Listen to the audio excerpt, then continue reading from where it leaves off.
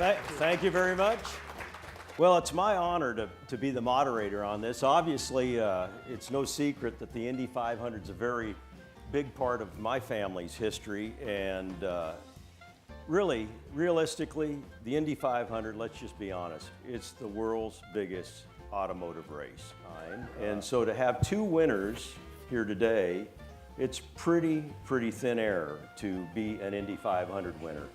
And of course, Danny won in 1985 and Bobby won in 1986, and they both sort of had similar sort of backgrounds coming to the race, which we might get into a little bit. The thing is that these are two of the few Americans that actually got to drive in Formula One. My first year was '82, rookie year, and that was, I think, the first year that they had rookie orientation. The first thing that struck me was that the Indy car was the first car that I had driven that never stopped accelerating. And I was glad to get the hell out of there after the end of it, I can tell you that, in one piece. And Bobby's right, you know, the car never stops accelerating. Because these guys, you're out there going up like 80 miles an hour, and these guys come by you at 200, and they're that far away from you. You know what I mean?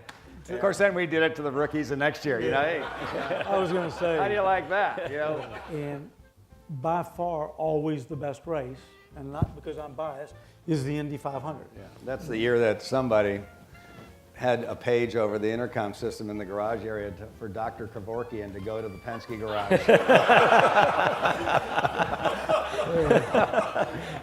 20. And so the G-forces, physically, these cars are very demanding to drive.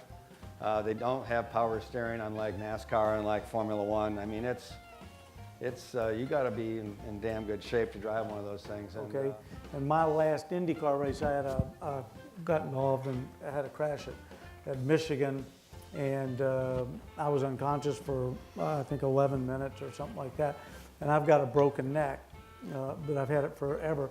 But those guys knew I had a broken neck, so they didn't just try to pick me up and take me out of the car. These guys knew what it was. They took the time. They cut me out of the car, and they did it. Fine.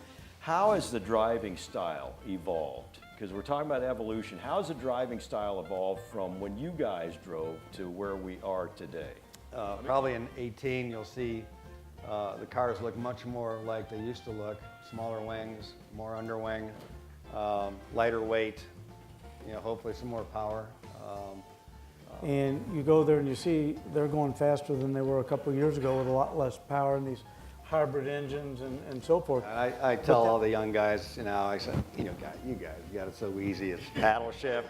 You got a thing up there that tells you what gear you're in.